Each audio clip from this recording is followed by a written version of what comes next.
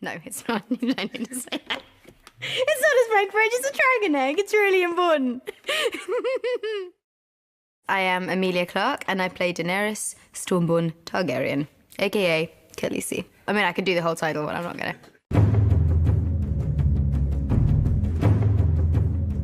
Daenerys she's with her brother, Viserys. Their title was taken from them, they were usurped. And so the people who took their family throne, the Iron Throne, are now looking for any remaining members of that family to try and kill off any chance that someone could come back, spoiler, and try and get the throne. That person being me. My brother's plan to take back the Iron Throne was to try and marry me off to a warlord who has an army. My brother thinks, as is kind of unwritten in law, you marry off to appropriate people who have money, armies, land, whatever. Once it's in the family, it's yours. I know how to play a man like Drogo.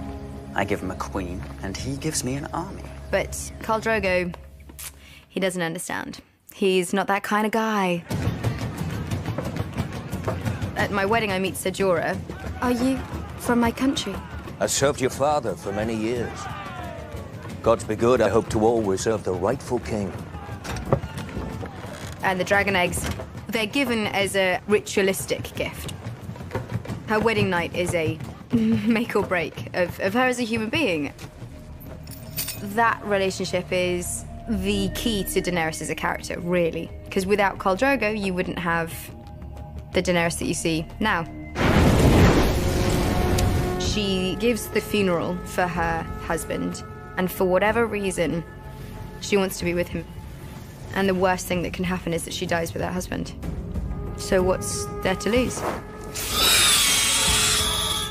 She's walked into the flames and survived. She's given birth, technically, to 3 dragons. She's at home. It's all good. I've got one person I've got to get rid of. Cersei Lannister, the end. Jon, who now? I assume, my lord, you're here to bend the knee. I am not. Then why are you here? Because I need your help, and you need mine. He needs her, the dragon glass that is underneath the family seat, because of some silly idea that there's an army of the dead coming. They fought together against their common enemy. We need to do the same if we're gonna survive. I will fight for the North. When you bend the knee. Daenerys was this entire time thinking that all she had to worry about was Cersei Lannister. Now, through Jon Snow, she learns that she has to worry about the undead. And they concoct a plan. What they're going to do is they're going to go and capture one and bring it to King's Landing, show it to Cersei and to everyone who is waging this war, to say we need to bandy together and we need to fight this. We need to fight this together because it doesn't matter who's going to be sitting on the Iron Throne. There won't be one if we don't nuke these guys. So she sends her boys on this mission, and they don't make a success of it. Run back to Eastwatch, get a raven to Daenerys, tell her what's happened. She hears about this, and so I do as I do. I get on my dragon, much to Tyrion's dislike, and I go and save the day.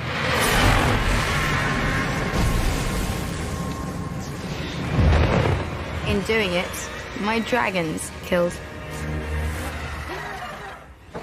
Not only is this a source of her power, not only is this a source of her identity, this is her child, and losing that is akin to losing everything. We are a group of people who do not like one another.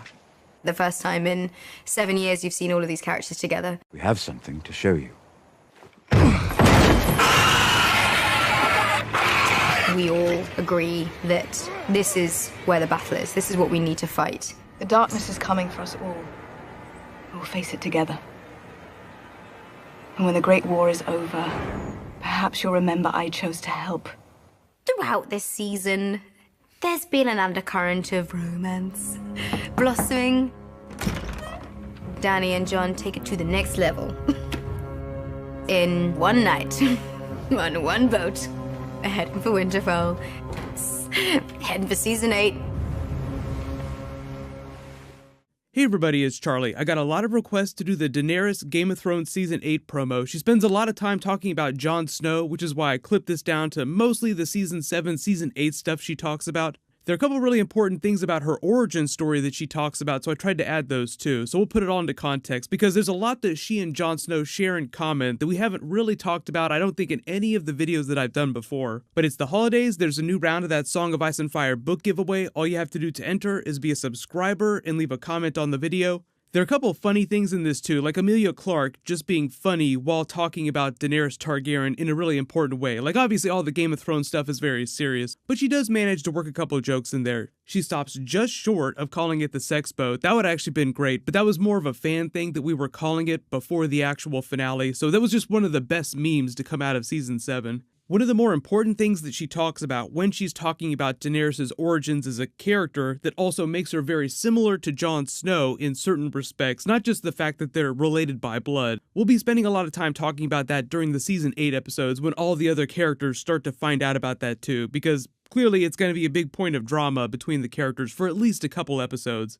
But when she talks about how she's getting ready to burn Khal Drogo and her baby Rhaego in that funeral pyre, she walks into the fire too, trying to kill herself so that she can die with them. It didn't work, she wound up hatching her dragons because of all the blood magic in play, and she became known as Daenerys Unburnt henceforth. But they both sacrificed their lives, even though Jon Snow technically did not go willingly that first time. It was the traitorous brothers of the Night's Watch, F. Ollie. They sort of call back to it again when she's questioning him in this funny moment about something that she heard about him taking knives to the heart for the cause. It seems like just for a minute, like he might actually reveal the truth of dying and coming back to life before they're interrupted by Ser Jorah. But even if she doesn't totally understand what happened to him, or even how she actually hatched her dragon eggs, she saw most of his scars during episode 6. So I think she implicitly absorbs some of the things that he's endured, so she kind of gets it. And any scars that she didn't see during episode 6, she definitely saw during episode 7 on the sex boat. But if you didn't pick up on it, there was a little bit of foreshadowing for Season 8 when she's talking about some of the most important aspects of Daenerys' character. She has a couple superpowers, her dragons, and she is Daenerys Unburnt. Even though technically it doesn't work that way in the books, what the TV show has done is it's turned that into a regular thing for her, and she cannot be burnt by fire by any means, although we haven't tested that with wildfire yet. The difference in the books is that she was unburnt when she was hatching her dragons because special blood magic was invoked by Mirri Maz Duur. She can't do it on command anytime she wants. But her other superpower, and this is a major moment of foreshadowing for Season 8, is that she loses everything at every turn and somehow is able to carry on and move forward. That's her big thing. She loses everything but finds some way to move forward. So, at the beginning of the story, she loses her home when she's forced to marry Khal Drogo. Then she loses her only family that she knows of at the time because she doesn't know about Jon Snow being related to her. When Khal Drogo anoints Viserys with his golden crown, she loses her child Rhaego, then Khal Drogo. She loses her dragons in Qarth. She almost loses Drogon again in Astapor when one of the dragons is the only payment Kraznys will accept for the legions of Unsullied warriors she needs to buy. She loses Ser Jorah when she learns about his treachery. Then she loses Barristan Selmy to the Sons of the Harpy. She loses Drogon again when she escapes the Sons of the Harpy, flying out of Daznak's pit, and is captured by Khal Jacko and the other Khals, and Drogon is just so laid out that he has to stay there. She winds up losing Daario and Meereen when she finally has to sail back to Westeros for the Iron Throne. Then obviously during Season 7, she loses her dragon Viserion and almost loses Jon Snow. So one of the few things that you can set your watch on every single season and in every book from A Song of Ice and Fire is that Daenerys loses something major that she holds dear at every turn. So a big question is, what is she going to lose during Season 8 that she holds dear? Remember, she's closer than ever to Jon Snow at the beginning of Season 8. There were several clues and scenes during Season 7 that implied she will become or is already pregnant with Jon Snow's baby at the beginning of Season 8.